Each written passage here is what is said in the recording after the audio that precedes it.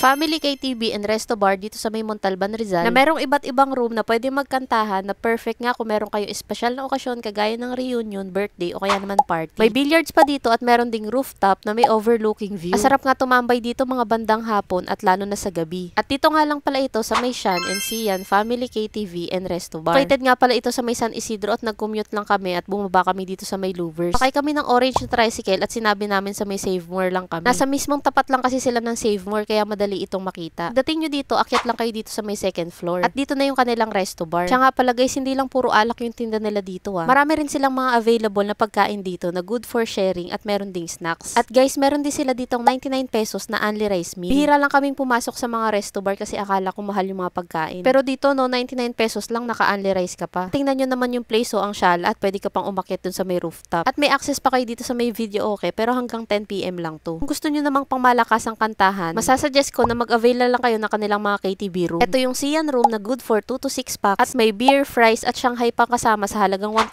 pesos. Ito naman yung Shan room na good for 7 to 14 packs. May kasama ng 2 bucket ng beer, isang buong fried chicken at fish fillet. O diba naka-aircon na kayo sa isang room, may pagkain at inumin pa kayo. Ito naman yung pinakamalaki nilang room na Joarn. Ito ay good for 15 to 20 packs. Sa halagang 2,000 pesos lang, marerent nyo na tong buong room. Air condition, may video okay, kasama ng 2 bucket of beers, spare ribs, tsaka chicken teriyaki. Lahat ng room nila dito ay may video okay, kaya pili na lang kayo ng room kung saan kayo kakasya. Kung sa tingin nyo, kukulangin pa kayo dun sa mga pagkain, pwede kayong mag-add nitong mga barkada package nila. Kaya naman, order kayo ng a la carte na good for sharing. Katulad nitong sa amin na beef with broccoli, na masarap yung pagkakaluto kasi hindi overcook yung gulay. At meron ding kare-kare at pampulutan na fish fillet at spare ribs na salt and pepper na masarap isawsaw sa homemade nilang suka. Hindi lang to yung mga pampulutan nila guys check nyo na lang yung menu na pinakita ko kanina. Ito pa yung pwede nyong orderin dito, yung kanilang beef caldereta at chow fan na marami-rami na din yung serving. Kaya kung ako sa inyo, ayain nyo na yung mga tropa nyo dito. Sa bucket of beers nga pala nila guys choice nyo na kung ano yung pipiliin nyo. At meron din sila ditong mga available na towers na 3 liters. Mas maganda nga pala kung meron kayo special na okasyon, mas maganda magpa-reserve kayo na maaga para sure kayo na meron kayong ma-avail na room. O kaya naman mag-message kayo sa kanilang Facebook page.